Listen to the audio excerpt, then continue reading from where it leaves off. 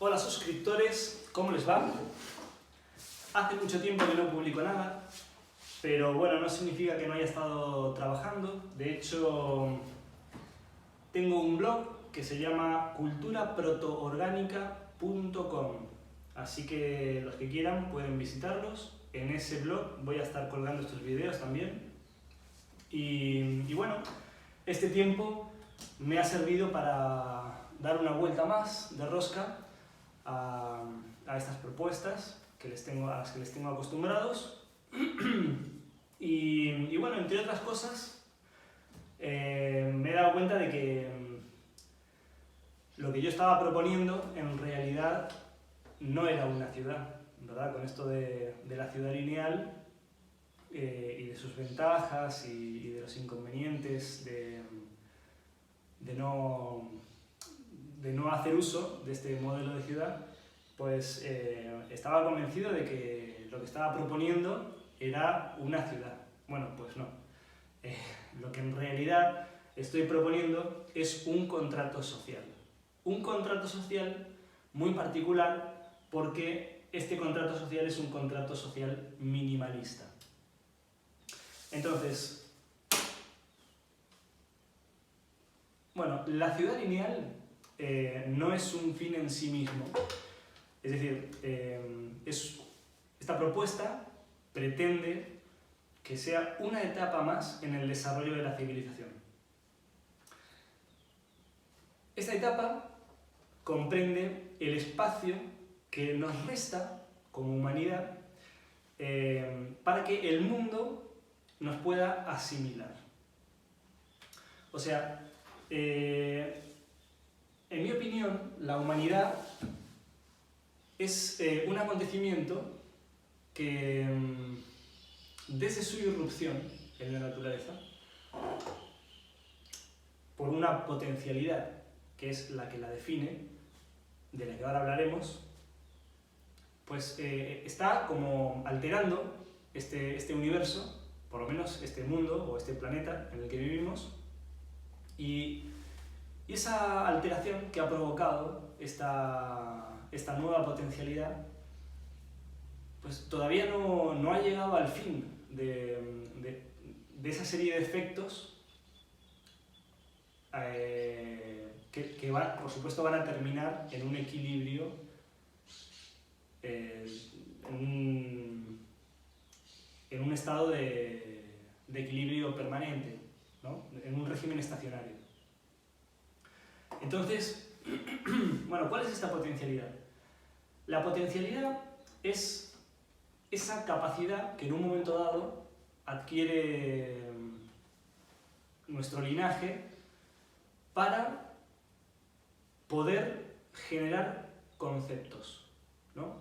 Es decir, somos una entidad real, analógica, por tanto, perfectamente continua, y el mundo en el que vivimos es igual, analógico, continuo, donde en realidad no hay ningún punto en el que termine algo y arranque otra cosa, sino que todo termina por estar ligado.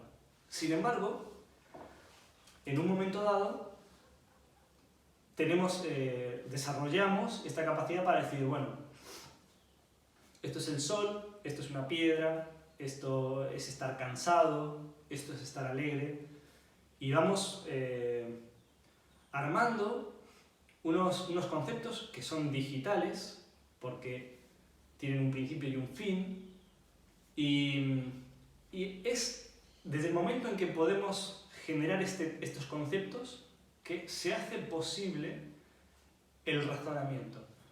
Porque el razonamiento no puede construir con una realidad analógica.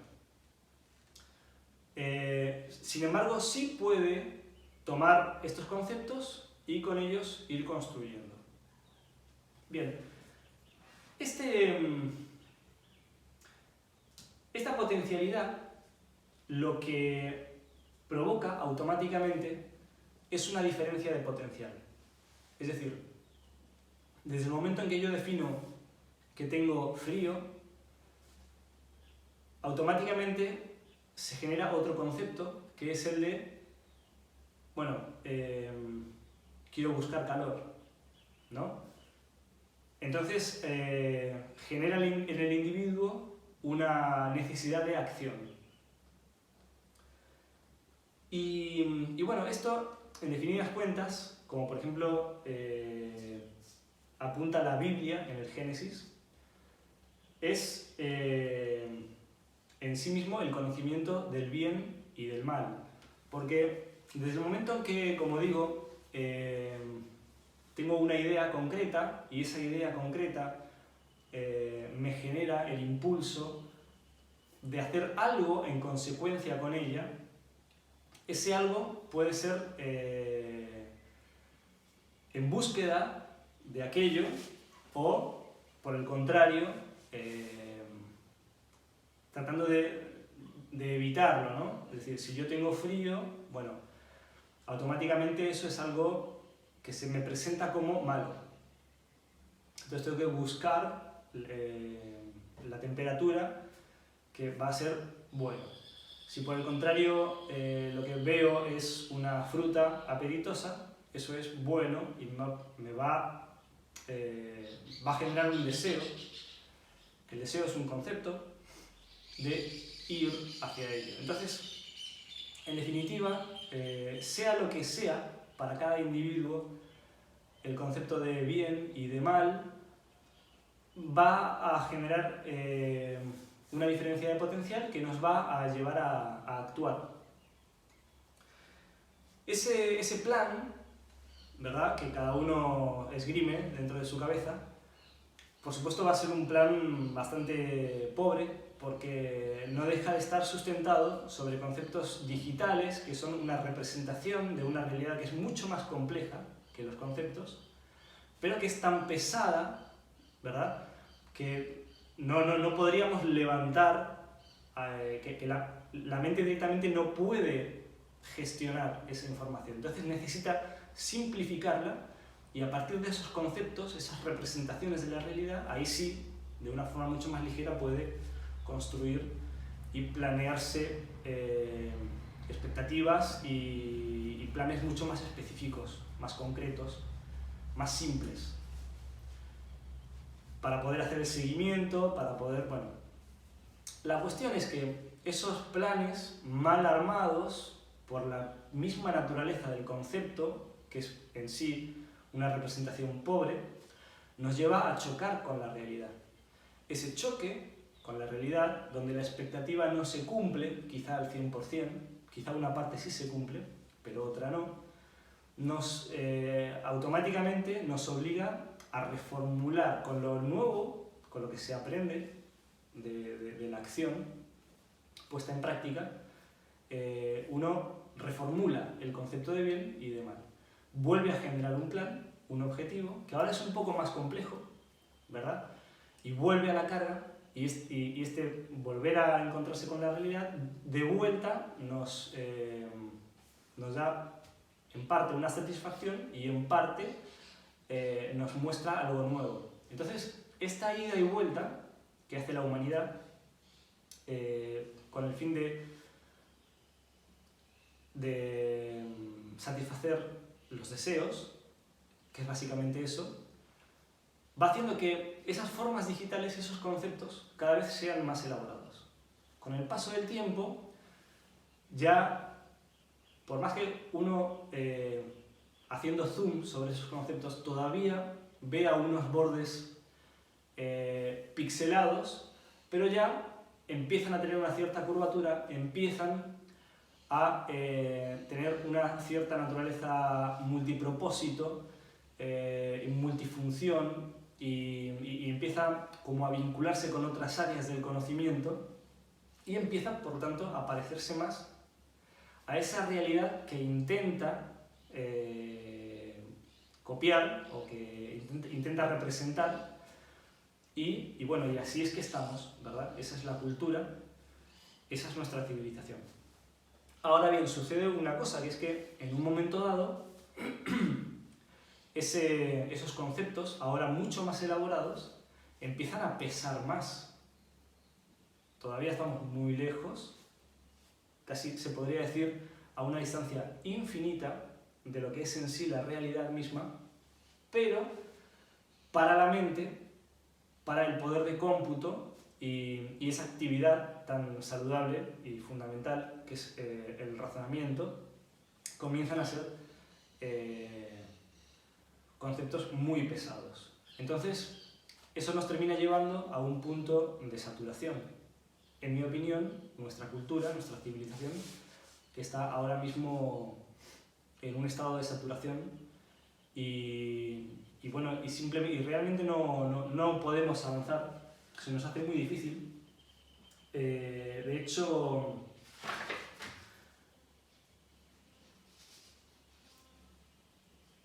lo que la humanidad y las diferentes sociedades pareciera que buscan a toda costa es encontrar la manera de reducir al máximo la ignorancia, ¿verdad?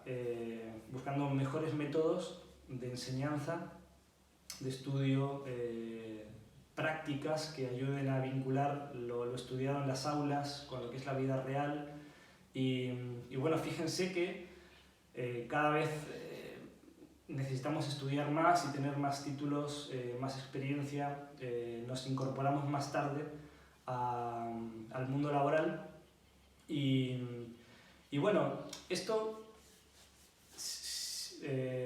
puede parecer muy natural porque es lo que de alguna forma todos queremos, pero sin embargo a mí me parece que es algo bastante equivocado porque ya lo he hablado en otro vídeo sobre esto, sobre la ignorancia, es que nosotros siempre vamos a ser ignorantes. Todos nosotros, incluso la persona más inteligente del mundo, va a ser ignorante. ¿Por qué? Porque por un lado está la naturaleza de la realidad, que es tan profunda que podríamos pensar que es infinitamente profunda, y por otro lado está un ser humano que es limitado. Entonces, en esa limitación, ya no solo en cuanto a la capacidad que tiene de raciocinio y de asimilar datos, sino porque además su vida tiene un límite en el tiempo también. Entonces, necesariamente, esta persona a lo largo de su vida se especializa.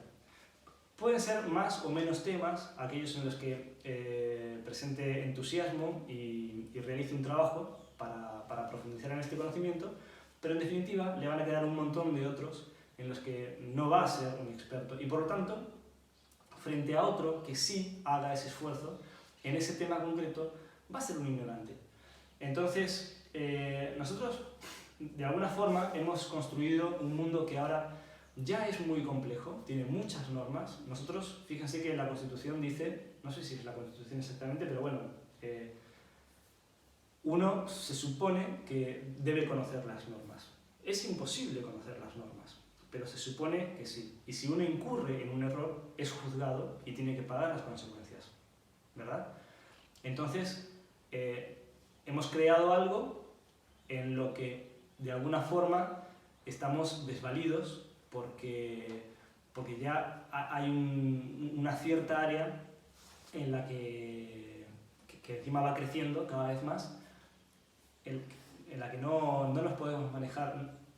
No sabemos, no tenemos la forma de llegar a saber siempre y en todo momento de si lo que estamos haciendo está bien o mal, porque nos hemos visto superados por esta construcción que hemos hecho.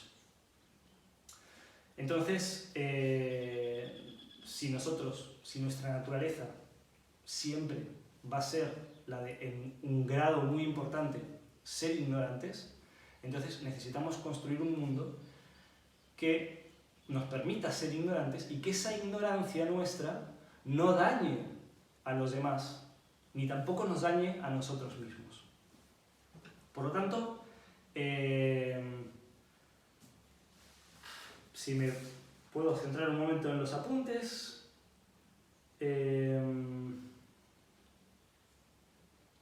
bueno, aparte, este camino de la búsqueda de eliminar lo máximo posible la ignorancia es un camino de esclavitud, y encima, además de volvernos esclavos, es que por mucha voluntad que uno le ponga, igualmente hay un límite con el que nos encontraremos en algún momento siendo muy esclavos de esta necesidad de conocimiento y todavía después, ahí en ese límite, sucumbiremos porque habremos igualmente de quedar obsoletos. Entonces,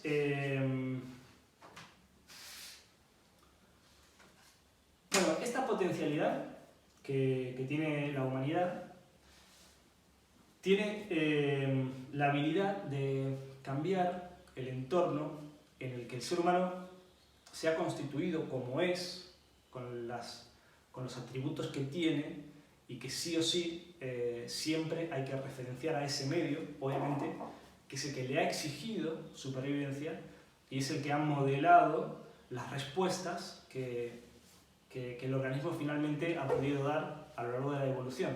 Entonces, este nuevo atributo que tiene la humanidad, esta novedad que se ve en el mundo y que reside en nosotros, modifica mucho más rápido ese ambiente de lo que el organismo es capaz de evolucionar en ese acompañamiento, ¿no?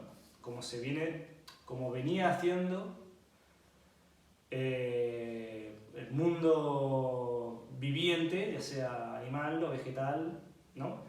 Que iba mutando y a través de bueno, pues esta teoría de Darwin, de la selección natural, iban quedando los más aptos. Entonces, en esta situación, es la misma potencialidad del ser la que, alejando o modificando el medio en el que habita, se pone en riesgo a sí mismo. Porque de pronto, pues toda esa construcción, todas esas herramientas que tenemos de forma natural, empiezan a perder valor. Entonces, la cultura, que es todo este conjunto de saberes que tenemos que usar necesariamente para salvar estas distancias, pues es una serie de puentes que construimos para, como he dicho antes, salvar esta distancia que se da entre un organismo que virtualmente está detenido en el tiempo y un mundo que se mueve vertiginosamente con respecto a él. Entonces,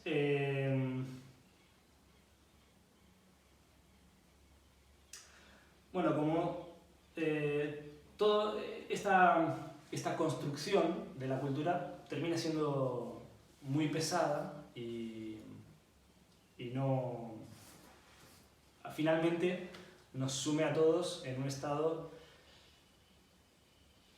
en el que por ahí creemos saber, porque al final los saberes nuestros los construimos en base a lo que nuestro organismo nos puede aportar.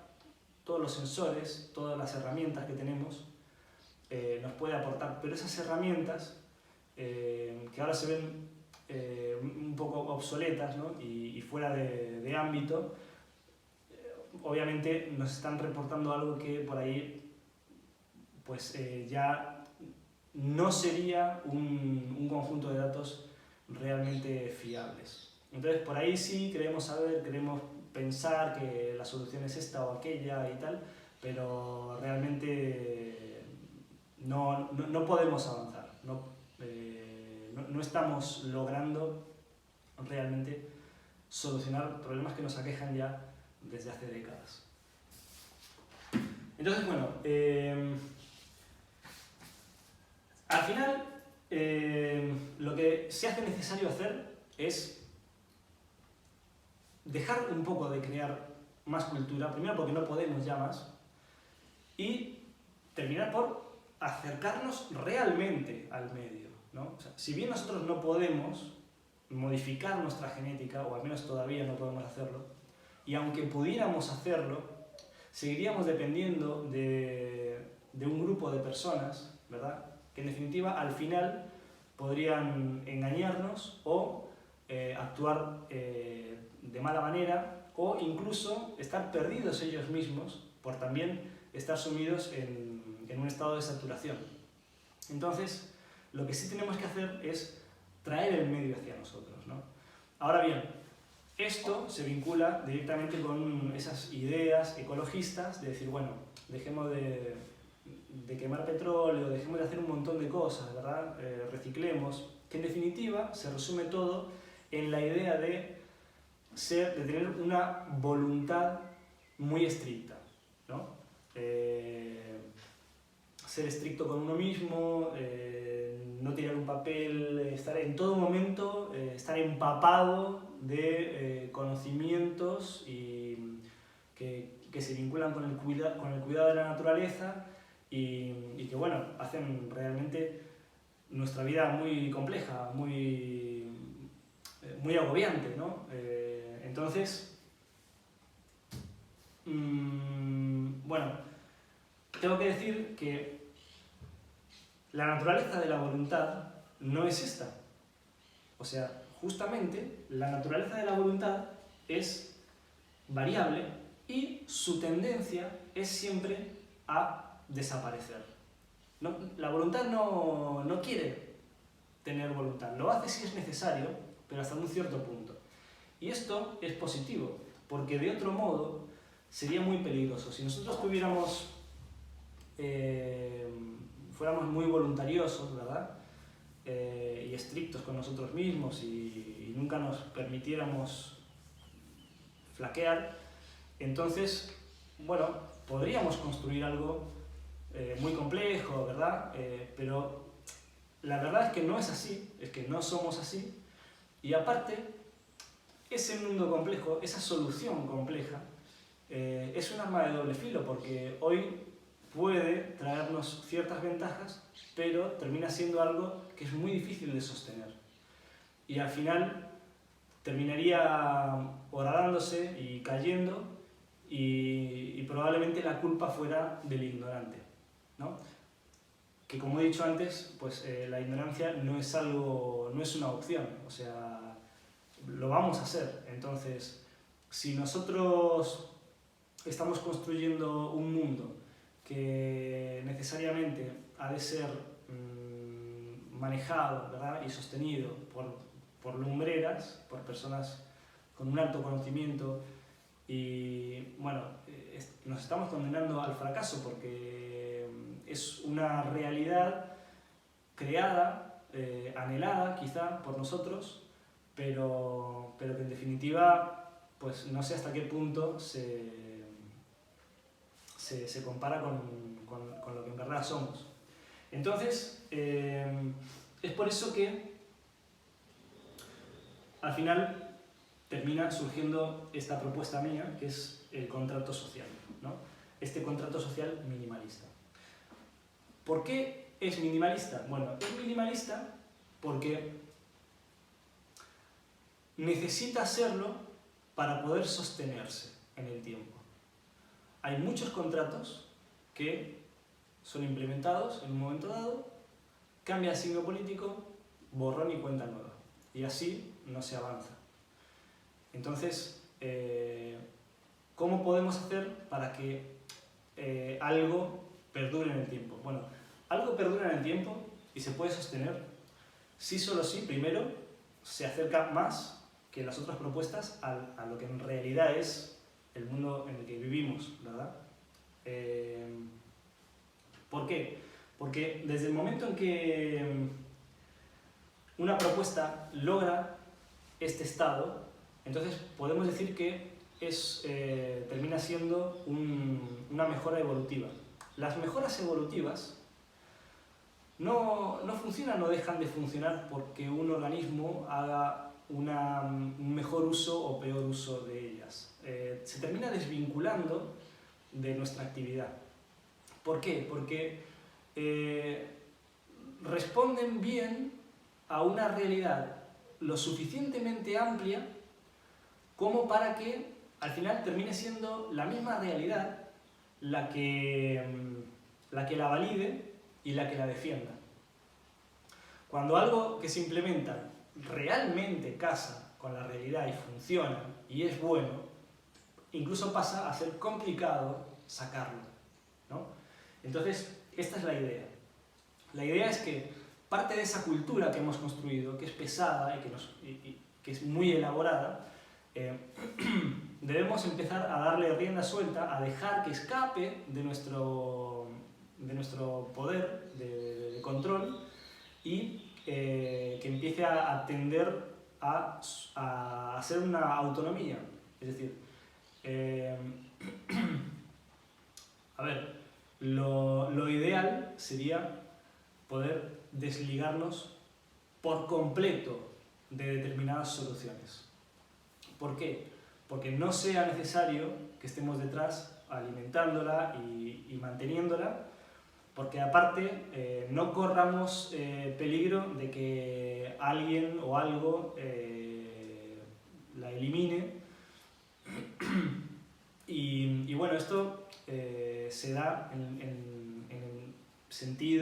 el mismo sentido en el que consigue su independencia.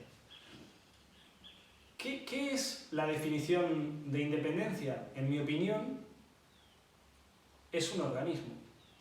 O sea, porque el organismo puede tener un montón de atributos, ¿verdad? Ser complejo, bueno, no lo voy a definir ahora, pero ¿qué es lo principal que se le exige al organismo? Sobrevivir. Y cuando ese organismo tiene que sobrevivir, no existe otro organismo que lo ayude, que le dé una mano porque le caiga bien, ¿verdad? Sino que lo tiene que hacer por sí mismo. De hecho, al final, todo el organismo se construye por esto mismo. Entonces, de alguna forma, la tendencia que muestra la civilización es a la de adquirir vida propia. Desde el momento en que nosotros podemos agarrar partes ya suficientemente experimentadas y suficientemente y que suficientemente respondan a la realidad a la que tratan de representar, entonces en un momento dado deben necesariamente poder empezar a valerse por sí mismas y ser más robustas en ese sentido y liberar a la humanidad de su aplicación permanente. Entonces, si nosotros volvemos a las escrituras sagradas, en este mismo paraje donde se habla de que, bueno, Adán y Eva comen del fruto del árbol del conocimiento del bien y del mal, ¿no? Es justamente el momento en el que, voilà, aparecemos nosotros, o por lo menos nos entendemos como lo que somos ahora. ¿Y qué hace además Dios? Agarra el árbol de la vida y lo lleva lejos, lo lleva a un punto al que la humanidad jamás podrá alcanzar. Y bueno, creo que hay un paralelismo muy, muy interesante en esto, ¿no? Porque, en definitiva, la humanidad, la civilización, que es esta construcción, este conjunto de saberes, no va jamás a poder cobrar vida propia, pero es en ese sentido en que se desarrolla. Y bueno, y de hecho, al final, cuando uno llega al final de los libros sagrados, al Apocalipsis más concretamente, nos habla de una nueva Jerusalén, que es una ciudad en la que Dios se presenta como el alfa y el omega, ¿no? Donde el que tenga sed directamente será saciado, o sea, no hay una espera, no hay llanto, no hay lágrimas. ¿Y por qué? Porque, bueno, el organismo, una de las características que tiene como elemento real y por lo tanto analógico, perfectamente continuado, es que todo lo que necesita ya está contemplado en ese accionar automático y por lo tanto nada se deja esperar lo suficiente como para que exista conciencia de esas necesidades. O sea, si cada parte del ser, del organismo, necesita un elemento, ya está en viaje, ya está siendo alimentado y ya está todo perfectamente engrasado, y es así porque es lo que la realidad exige para que ese organismo pueda sobrevivir. Entonces, bueno, hacia eso pareciera que nos encaminamos. Entonces,